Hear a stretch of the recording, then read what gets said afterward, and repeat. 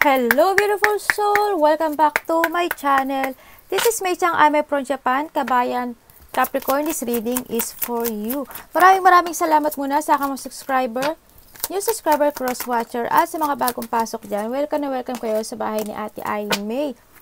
Maraming salamat din sa nakataba ng pusong yung mga dami. Comments, no? Keep comment sa mga kabayan ng inyong energy is naiiwan dyan, pati pangalan nyo, binabasa ko. Makuha ko lang yung energy nyo, makaresonate lang kayo sa ating reading. This is a general reading ha, kuhanin mo lang yun sa'yo.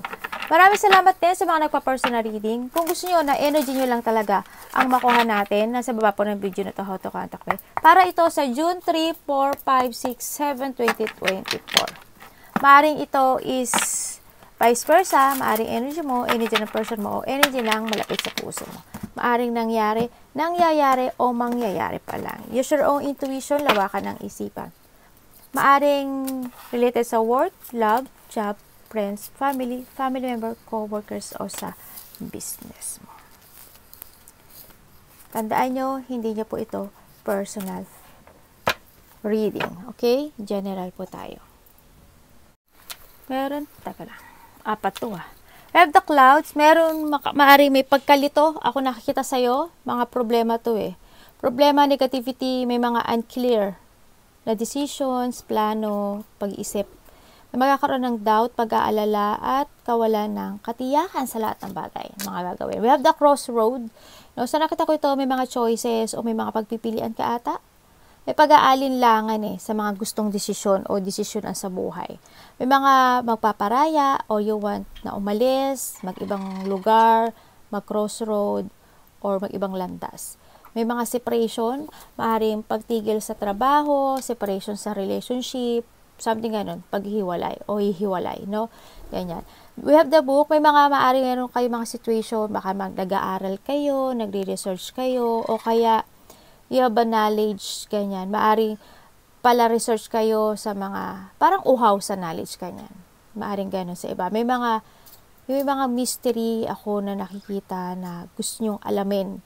Or maaring may mga sekreto kayo, maaring ganun. O maaring para kayong mysterious person, maaring ganun sa nakita ko. No? O may mga dapat kayong pag-aralan bago kayo mag-ibang landas or crossroads o yan, baka may inaalam pa kayo, no? And we have the fish. Sa nakita ko dito, maaring business, yan, crossroad with kang business, trabaho, position, parang something gano'n. Fish is kasi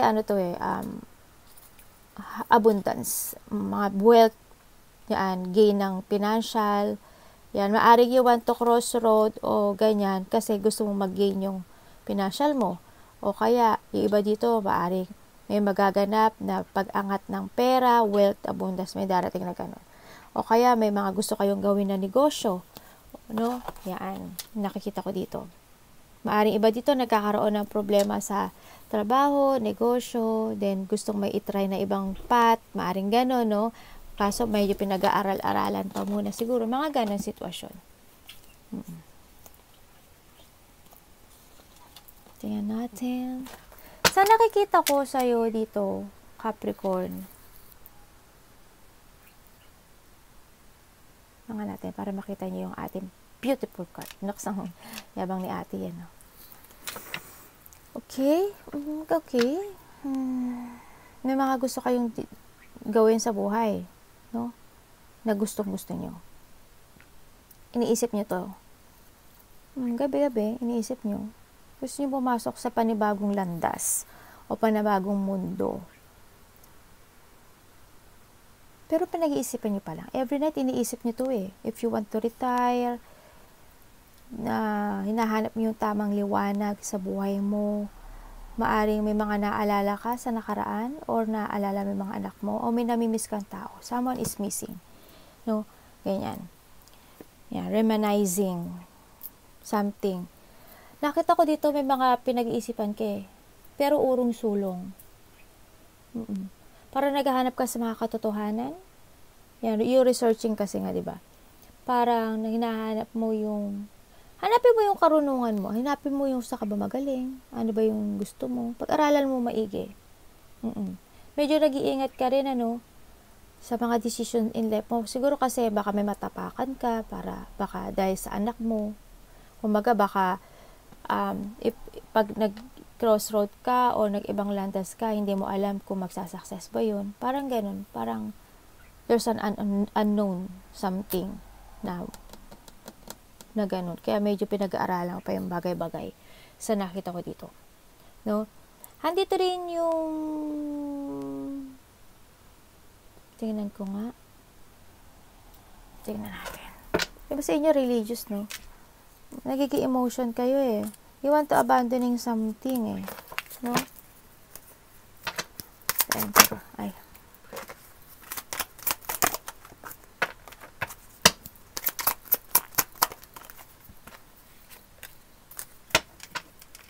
May ikakasal ba? O may tao na ikakasal? O ikaw, may nag-alok ba sa'yo na kakasal ka? Tingnan natin ha. Parang ganun anak to. O nagkakaroon ng problema, either trabaho o kasal. Relationship, ganyan. Tingnan natin ha. May gusto kang gawin eh. May gusto kang gawin. Kasi, para kaso trap ka. You want to follow your heart, pero trap ka.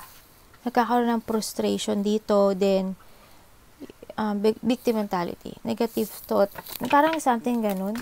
Ano pwede ko malaman dyan? Diyos may trap na trap. Ibig sabihin, yung iba dito nagkaroon ng pangako, it comes sa kasal? O may nangako sa yung kasal, o ikaw ang nangako, pero hindi natuloy. Yung iba ha, hindi lahat kayo. Ano pwede ko malaman sa?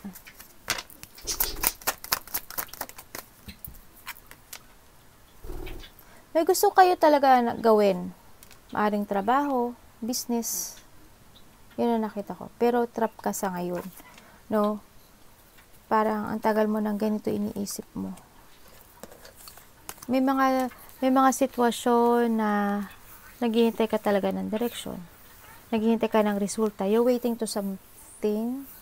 Or nahandin yung you want mo muna i-perfect yung isang sitwasyon to move on. Maaring ganun.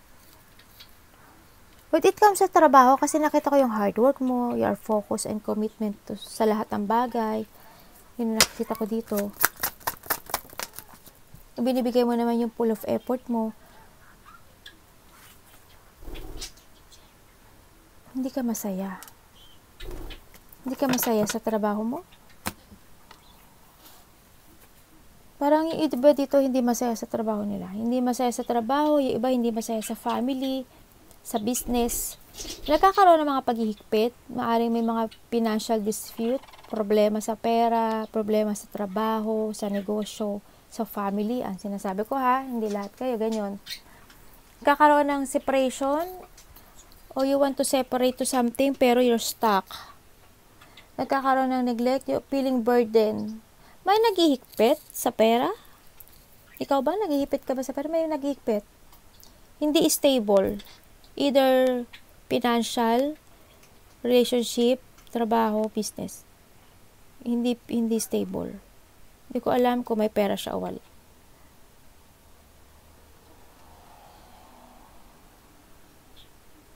May problema ba iba dito sa family? Kumbaga, there's an unexpected tawag dito unexpected change, ganyan. Maaring biglang nagbago yung isip mo, nagbago yung feelings mo, yung pala, iba pala gusto mo, no? Maaring iba dito is related sa love, iba dito related sa work, business ha. Ganun. Yung pala siguro iba dito halimbawa meron ka pero iba pala yung tinitibok ng puso mo. Or vice versa to. Tapos, halimbawa, may trabaho ka. Pero iba pala yung gusto mo. Pero you're trapped. Hindi ka nagiging masaya. Yun ang nakikita ko. You want to go.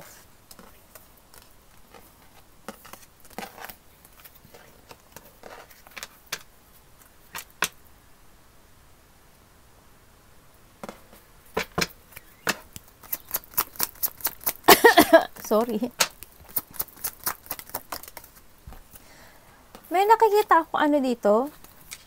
May papeles. Sorry Hindi ko alam kung ano yun. May nakita akong papers. Ano ko saan yung papers na yun? Papers sa kasal, trabaho, kontrata, basta papers. Something ganun. Saan nakita ko dito? You want to move on. May mga plano ako nakikita sa'yo for the future. May hinihintay, iba dito, may hinihintay ka ba na kausapin? You are waiting. May tao dito naghihintay. Ikaw ang kukonek o naghihintay ka makapag-usap ko? Tingnan natin. Hindi ka makapag-decision sa ngayon Pagod ka na?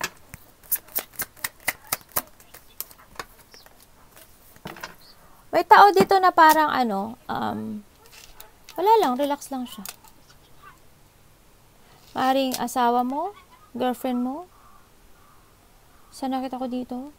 Parang doon, yung parang you're planning to something for the future. Siguro may mga option ako nakikita sa'yo dito.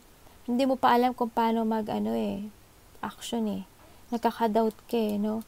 May mga plano ako nakita na gusto mong gawin, a project, business, something, love life. Pero wala hindi mo pa kayang bitiwan sa ngayon yung meron ka. Kahit nakakaramdam ka na ng pagod. May tao daw dito na hindi ko alam kung relax siya o sarili niya lang inisip niya o parang hindi ka gaano pinapansin, something ganun. Maaring mo to? Maaring ikaw ito maaring girlfriend, boyfriend, tatay, nanay, something ganun. Nakita ko. Asawa. Tingnan natin. Life is this vision.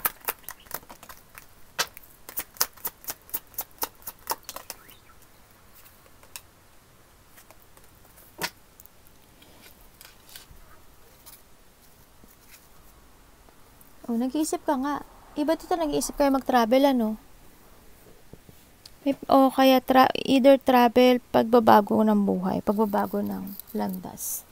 Yan na nakita ko. May magplano, pero iniisip mo siya every night Ano pwede ko malaman? Kaya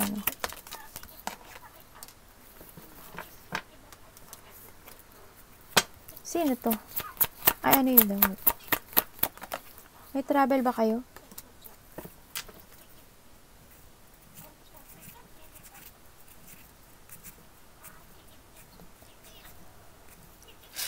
Naghihintay? Iba dito, karelasyon nyo, magkalayo kayo, no? Yun ang nakita ko. Magkalayo kayo ng karelasyon mo. Nasa ibang parte siya ng mundo. Or maari, probinsya, ganyan. Magkalayo Hindi ko alam kung may closure kayo, wala. Ano pwede kong malaman dito?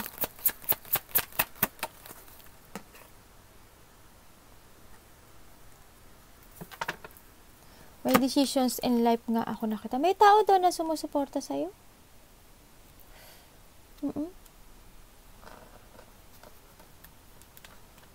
O maaaring ikaw ang nagbibigay ng suporta dito. Tinutulungan mo siya. May mga tao rin, may tao o may mga tao akong nakikita na humihingi rin sa'yo ng tulong.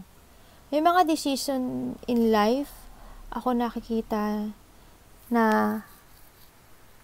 you need to use your mind when making a decision dito sa pagplano. May mga strategy ako nakikita to move on. Yun ang nakikita ko. Para maging stable ang buhay. Ang nakikita ko dito. May mga plano.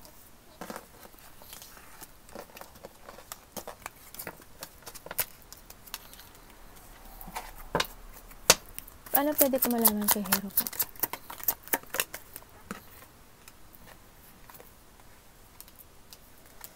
Hindi ka masaya. You want to try another path. Ano sa nakita ko sa dito? Gusto mo ng clarity. Nagkakaroon ba kayo ng problema sa kasal nyo? Trabaho. Pero, hindi ka makapag-focus to move on. Kahit hindi ka na masaya. Gusto mo mag-try, you want to let go something dito sa sitwasyon mo. Siguro there's a plano. No? Hindi ka mapakali? May nambubuli ba sa'yo? May nakita ko dito. Hindi ko alam kung you feel bullying eh.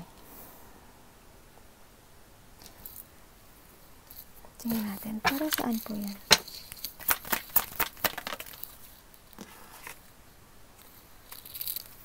Wala. Imbalance ka. Oo. Full of resources. Ang gulo ng utak mo. Yan nakita ko sa'yo. Overcommitment ka sa isang bagay.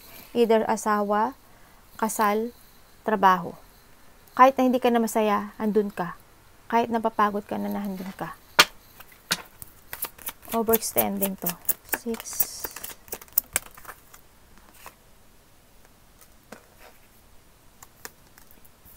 Sa nakita ko sa ito, you want to start fresh. Gusto mo na magpakatotoo ka sa sarili mo. Yes, you need to start. May mga regret. Someone want to confess. O may mga gustong sabihin. Mari ikaw may gusto kang sabihin sa malapit sa puso mo, sa mga anak mo, o someone, o vice versa to o kaya sa asawa mo. Yan, or vice versa. May mga katotohanan na nalaman. Someone want to take responsibilities. Ano pwede ko malaman?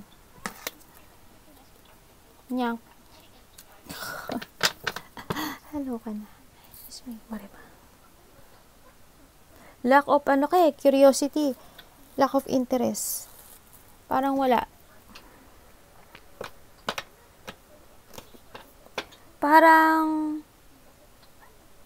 nababagot na ba kayo? Parang walang kilos ako nakikita sa'yo eh. Walang kilos.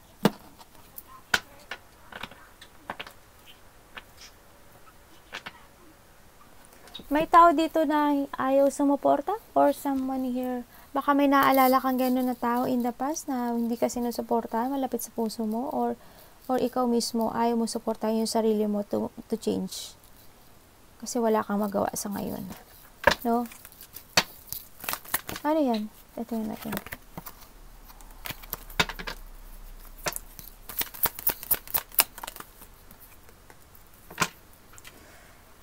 Parang yung sitwasyon mo na meron ka ngayon, dito, binabalanse mo na lang yun.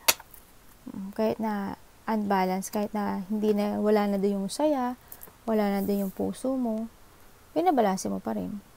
Tinatry mo pa rin balanse.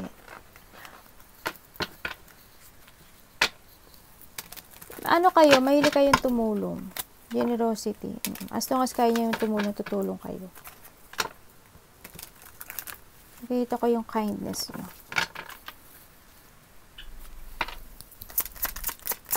Mahilig yung iba dito magbigay ng gift. O umunawa. No? Sa nakita ko ito. Minsan nagiging moody kayo, no? Magiging madrama. May mga nagiging needy. O may mga talagang gusto kayong gawin. No? May mga depression, sadness. Ako nakikita sa inyo, nag-iisip every night para sa stability. Matagal nyo nang iniisip to. Anak. Anak.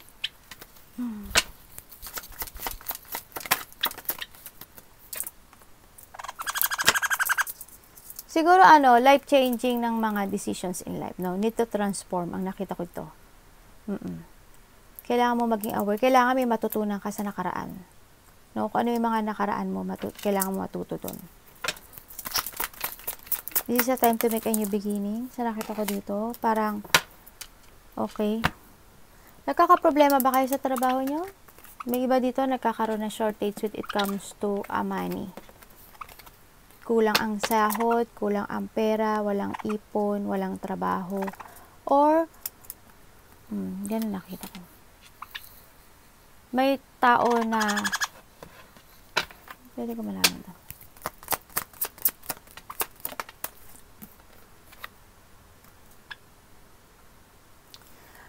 Okay, you want to take a risk and jump to your passion no? So, nakita ko dito Basta strong, you need to be strong. Be creative. Jump to your passion. You need to abandoning something. So, nakita ko dito, ha? Make a new beginning. Start ka sa zero. Kung okay sa'yo na mag-i-start ka sa zero, okay lang yun. Iba dito ba? Related ang trabaho kasi, Arigato namaste. God bless.